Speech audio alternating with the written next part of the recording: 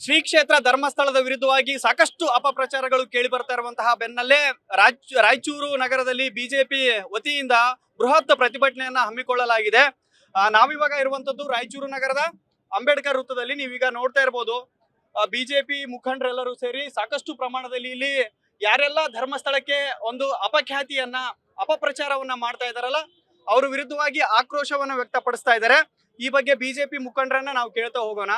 Sir, ಈಗ ಇಲ್ಲ ಬಹಳಷ್ಟು ದಿನದಿಂದ SIT ತನಿಖೆ ಮಾಡಿತ್ತು, ಬಹಳಷ್ಟು ಪರಿಶೋಧನೆ ಮಾಡಿತ್ತು, ಒಂದು ಬುರುಡೆ ಬಿಟ್ರೆ ಬೇರೆ ಏನು ಸಿಕ್ಕಿಲ್ಲ. ಈ ಬಗ್ಗೆ ತಾವೇನ್ ಹೇಳ್ತೀರಿ? ಅಲ್ಲಿ ಯಾವುದೇ ಬುರುಡೆಗಳು ಇಲ್ಲ, ಅದೆಲ್ಲವೂ ಸಾಕ್ಷ್ಯಾಧಾರಗಳು.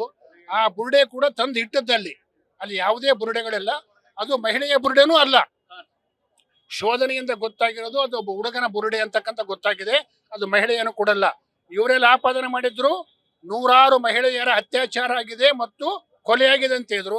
ಆದ್ರೆ ಒಂದು ಕೂಡ ಅಲ್ಲಿ ಬುರುಡೆ ಸಿಕ್ಕಿಲ್ಲ. ಅದು ಸಿಕ್ಕಿರ್ತಕ್ಕಂಥದ್ದು ಹುಡುಗಂದು. ಅದಕ್ಕೋಸ್ಕರ ಎಲ್ಲ ಆಪಾದನೆಗಳು ನಿರಾಧಾರವಾಗಿರ್ತಕ್ಕಂಥದ್ದಿದೆ. ಇನ್ನು ಮುಂದೆ ಇನ್ನೂ ಹೆಚ್ಚಿನ ತನಿಖೆ, ಈ ತನಿಖೆಯಿಂದ ಬಗೆಹರಿಯೋದಿಲ್ಲ.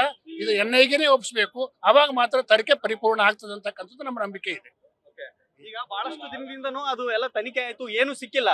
ಧರ್ಮಸ್ಥಳದ ಬಗ್ಗೆ ಬಹಳಷ್ಟು ಅಪಪ್ರಚಾರವನ್ನ ಮಾಡ್ತಾ ಇದ್ರು. ಅಂತವ್ರಿಗೆ ಏನ್ ಶಿಕ್ಷೆ ಆಗ್ಬೇಕು ಅಂತ ತಾವು ಆಗ್ರಹ ಮಾಡ್ತೀರಿ?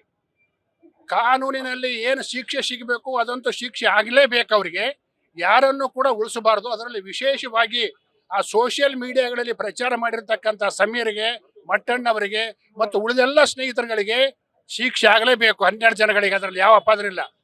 ಎರಡನೇದಾಗಿ ಧರ್ಮಸ್ಥಳದ ಮಂಜುನಾಥ ಮತ್ತು ಅಣ್ಣಪ್ಪ ಸ್ವಾಮಿ ಇವ್ರು ಯಾರನ್ನೂ ಕೂಡ ಉಳಿಸೋದಿಲ್ಲ. ಅವರೆಲ್ಲರಿಗೂ ಶಿಕ್ಷೆಯನ್ನು ಕೊಡ್ತಾನಂತಕ್ಕಂಥ ಬಲವಾದ ನಂಬಿಕೆ ಇದೆ. ಮೇಡಮ್, ಹೆಣ್ಮಕ್ಳು ವಿಚಾರವಾಗಿರೋದ್ರಿಂದ ನಿಮ್ಗೆ ಕೇಳ್ತೀನಿ, ಅಲ್ಲಿ ಬಹಳಷ್ಟು ಮಹಿಳೆಯರ ಮೇಲೆ ಅತ್ಯಾಚಾರ ಆಗಿರ್ಬೋದು, ಬಹಳಷ್ಟು ಕಿರುಕುಳ ಆಗಿದೆ ಅನ್ನುವಂತ ಒಂದು ಆರೋಪ ಕೇಳಿ ಬರ್ತಾ ಇತ್ತು. ಅದ್ರ ಬಗ್ಗೆ ತಾವೇನ್ ಹೇಳ್ತೀರಿ ಅಂತ? ಅಲ್ಲಿ ಹೆಸರೇ ಇರೋದು ಧರ್ಮಸ್ಥಳ, ಧರ್ಮದ ಒಂದು ವಾತಾವರಣ ಇರುವಂತ ಪುಣ್ಯಕ್ಷೇತ್ರ ಅದು. ಆ ಒಂದು ಪುಣ್ಯಕ್ಷೇತ್ರದಲ್ಲಿ ಆಗಿ ಬರಲಾರ್ದವ್ರು ಯಾರೋ, ಆಗಿ ಬರಲಾರ್ದಂಥವ್ರು ಅವರ ಮೇಲೆ ಒಂದು ಕೆಟ್ಟ ಹೆಸರನ್ನು ಕೂಡಿಸ್ಬೇಕನ್ನೋ ಒಂದು ಉದ್ದೇಶದಿಂದನೇ ಈ ಹುನ್ನಾರವನ್ನು ಮಾಡಿದ್ದಾರೆ. ಈ ಹುನ್ನಾರ ಅವಾಗ ಕಂಪ್ಲೇಂಟ್ ಕೊಟ್ಟಂತವನು ಅವನು ಯಾರು ಎಂತ ಏನು ಗೊತ್ತಿಲ್ಲ. ಅವನಿಗೆ ಎಸ್ಕಾರ್ಟ್ ಕೊಟ್ಟು, ಅವನಿಗೆ ಸೆಕ್ಯೂರಿಟಿ ಕೊಟ್ಟು, ಒಬ್ಬ ಹುಚ್ಚ ಬಂದು ಕಂಪ್ಲೇಂಟ್ ಕೊಟ್ಕೊಳ್ಳೆ ಸರ್ಕಾರ ತಲೆ ಕೆಡಿಸ್ಕೊಂಡು ಸರ್ಕಾರ ಸಪೋರ್ಟ್ ಮಾಡಿದ್ರಲ್ಲ, ಸರ್ಕಾರನ ಏನು ಮಾಡಿದವನು ಬಕರನ್ನು ಮಾಡಿಬಿಟ್ಟವನು. ಈಗ ಇಡೀ ಕರ್ನಾಟಕದಲ್ಲಿ ಬಕರ ಆಯಿತು ಸರ್ಕಾರ. ತಿಳಿಬೇಕಲ್ಲ, ಯಾವನ ಬಂದು ಕಂಪ್ಲೇಂಟ್ ಕೊಟ್ಕೊಳ್ಳೆ ಅಂತ ಒಂದು ಪುಣ್ಯ ಸ್ಥಳವನ್ನ ಅಪವಿತ್ರ ಮಾಡಕ್ ಹೊಂಟ್ರು. ಯಾಕಂದ್ರೆ ಹಿಂದೂ ಧರ್ಮಸ್ಥಳ ದೇವಸ್ಥಾನಗಳಂದ್ರೆ ಅಷ್ಟು ಕಡೆಗಣಿಸಿ ನೋಡ್ತದೆ ಈ ಸರ್ಕಾರ. ಇದೇ ಬೇರೆ ಜಾತಿದಾಗಿದ್ರೆ ಇವ್ರು ಇಂಥ ತನಿಖೆ ಮಾಡುವಂತ ಕೆಲಸ ಮಾಡ್ತಾ ಇರ್ಲಿಲ್ಲ ಕಾಂಗ್ರೆಸ್ ಸರ್ಕಾರದವರು. ಅದು ಹಿಂದೂ ದೇವಸ್ಥಾನ ಅದಕ್ಕೆ, ಅದು ಒಂದು ಪುಣ್ಯಕ್ಷೇತ್ರ.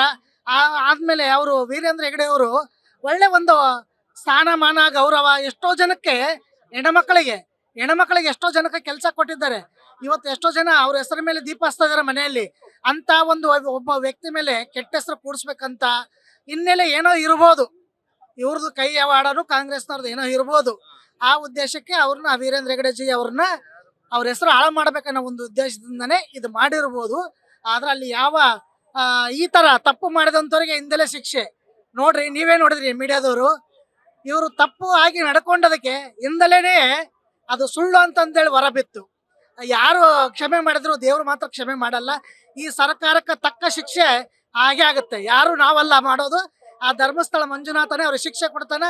ಆ ಸ್ಥಾನದಿಂದ ಸರ್ಕಾರವನ್ನು ಇಳಿಸುವಂತ ಕೆಲಸನು ಮಂಜುನಾಥನೇ ಮಾಡ್ತಾನೆ. ಅದಕ್ಕೆ ನೀವು ಮೀಡಿಯಾದವ್ರು ಸಾಕ್ಷಿ ಆಗ್ತೀರಿ. ಮುಂದಿನ ಅವಧಿಗೆ ಬರಲ್ಲ ಅಂತ ಹೇಳ್ತಾರೆ. ಇವಾಗ ಮುಂದಿನ ಅವರಲ್ಲ, ಇದೇ ಅವಧಿ ಒಳಗೆ ತಪ್ಪು ಮಾಡಿದ್ರು ಮಣ್ಣು ಮುಕ್ಕಲೇಬೇಕಲ್ಲ.